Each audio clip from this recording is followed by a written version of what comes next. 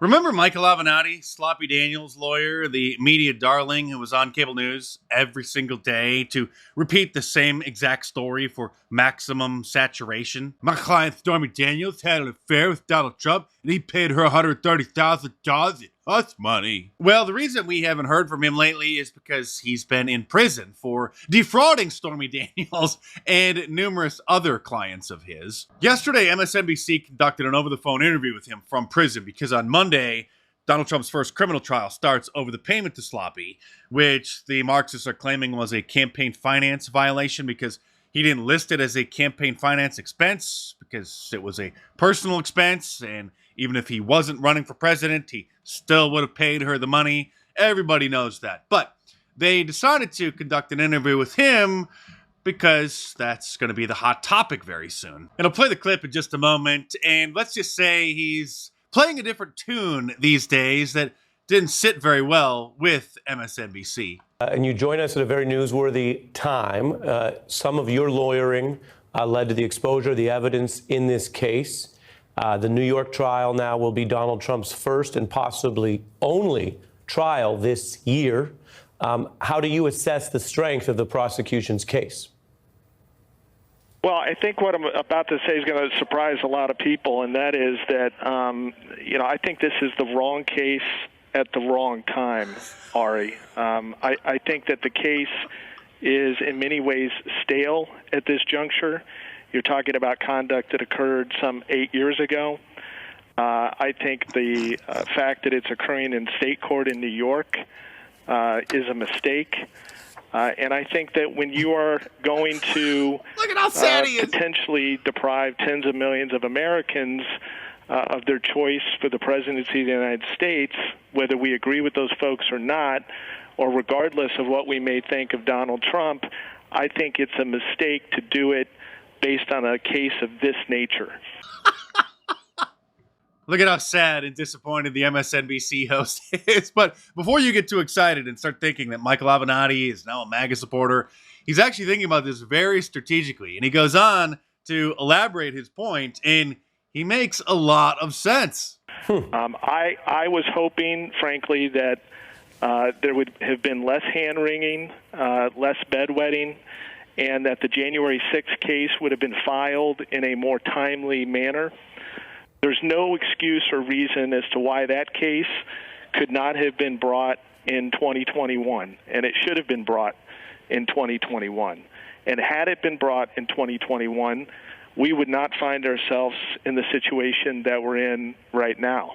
You get it? Because the other criminal cases that they've trumped up against Trump, no pun intended, have the potential to be a lot more damaging to him because of the coverage that they would generate, particularly the one by Jack Smith regarding January 6th. But those most likely will not make it to trial until after the election, until next year. So this is all they've got. A billionaire playboy who entered into an NDA with some floozy almost 10 years ago now, who claimed that she had an affair with him, which, again, he would have done even if he wasn't running for president because of the damage that it would have done to his family.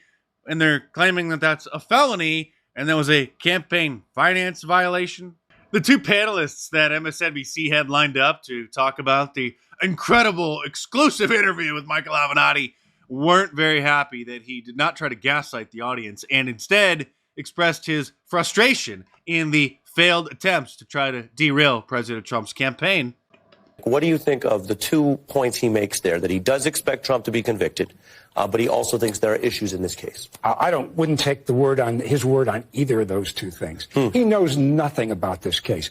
He was supposed to come on this network and hype up how devastating and damaging this case would be, not downplay it or ridicule it. What did you think of his concern about Cohen as a witness? Well, sure, Cohen has problems as a witness, but the question before the jury is not whether you think he lied in the past. It's whether you can believe him now. Michael Avenatti turned out to be such a fantastic lawyer that Sloppy Daniels lost the case that he filed against President Trump and then had to pay Donald Trump's legal fees to the amount of $122,000. American Greed, the series on CNBC about scammers and con men, actually did an entire episode about Michael Avenatti. Federal indictments accuse Avenatti of owing the IRS $5.2 million.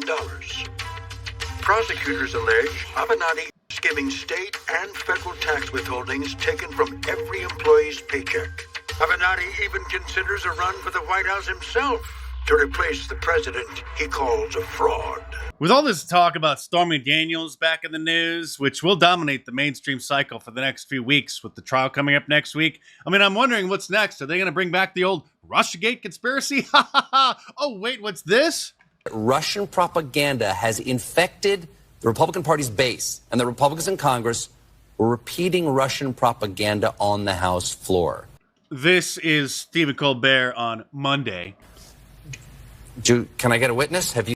With the most moronic member of Congress ever, Alexandria Ocasio-Cortez. Yeah, I mean, I think if you turn on any House oversight hearing in the last year, you will see Marjorie Taylor Greene and Lauren Boebert and all these folks engaged in wildly propagandistic rhetoric. Republicans are engaged in spreading Russian propaganda. That is the same Democrat talking point that we have heard every single day for the last 8 years. Here's Nasty Pelosi on MSNBC yesterday. So who benefits from it?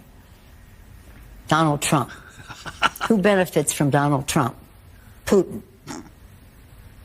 There's, in my view, a connection there. And speaking of conspiracy theories, Ben Shapiro has a new one. He now believes that if you don't want to give aid to his favorite foreign country, Israel, then you are controlled by Hamas. Posting, quote, the Biden administration is now effectively preparing to make aid to Israel contingent on unspecified changes to Israeli policy. Meaning he just doesn't want them to ethnically cleanse the Palestinians from the region because that's going to look very, very bad if the United States continues to fund that. And so little Ben says, well, that means that Israel can do little or nothing to appease the White House. Hamas is now in control of the Biden administration. This from the person who the mainstream conservative media has ordained one of the most brilliant political minds of our time. And after Tucker Carlson's latest interview with a Christian pastor that he posted yesterday about Israel and American aid to Israel, Ben Shapiro is going to have a heart attack. If you wake up in the morning and decide that your Christian faith requires you to support a foreign government, I think you've lost the thread. Oh, and by the way, the new Christ is King shirt is finally available in my online store at markdice.com. Or click the link in the description below. It's available right now in either black or white t-shirts. I'm still working on getting some other colors. I should have some other colors up there soon. And maybe hoodies and long sleeves as well. But right now, you can get the t-shirt in black or white by heading on over to markdice.com or click the link in the description below and check them out.